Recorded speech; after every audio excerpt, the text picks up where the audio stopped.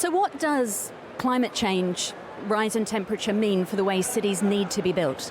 Well, as you know, the UN predicts that there will be 1 billion climate change refugees in the next 30 years. And so how we co-create cities of the future is really critical to the survival of our species. And 70% of the world's population will live in cities, and particularly most of the world's population lives in coastal cities. So we know we have to rethink and do a global redesign.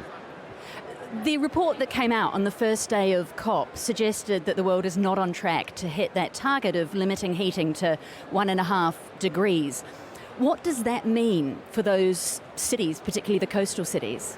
Well, I think also for the global south and cities around the equator, they're going to be experiencing the impacts of climate change as we are in Florida, where I'm based, where we just saw increased hurricane activities within November, which is very, very rare.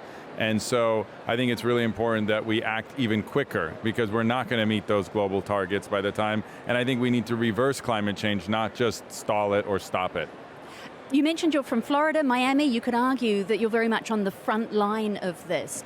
If we don't hit those targets, what will it actually look like day to day for people living there? Well, I mean, we're already seeing the impacts of climate change and sea level rise. We're seeing water coming up, we're seeing stormwater surges, we're seeing the impacts today. So I think everybody is on board. It's just how can we rapidly prototype solutions for a more resilient and more sustainable future. And I think it's a lot of it's technology, a lot of it's policy, but it's adaptation and sustainable measures that are going to change the outcomes of what we're looking at.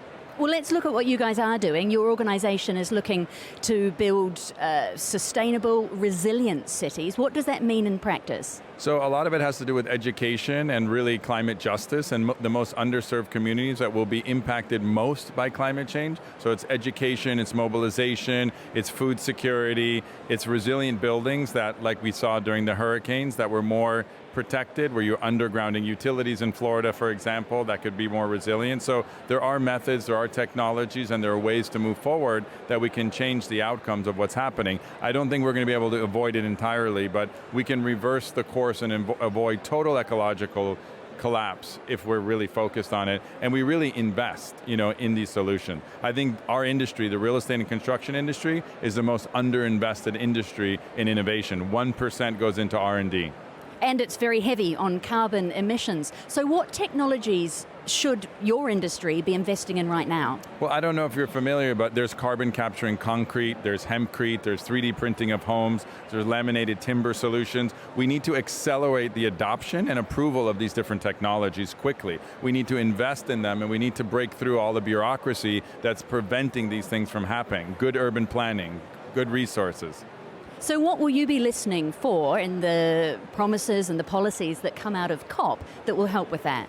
Yeah, I'm looking for action and less talk. I'm looking for less rhetoric and more impact. And I think really, I think people are waking up to climate change, and it's becoming now more of a buzzword, regeneration and sustainability, because people are feeling the impact. So I think humanity is only resilient and innovative when they're up against a wall. And we're up against a wall now. People may not feel it in their everyday to-day lives, but we're going to start seeing it more and more. And I think the more impact that we see from climate, the more action we're going to take. I don't think it's enough, and it's not fast enough.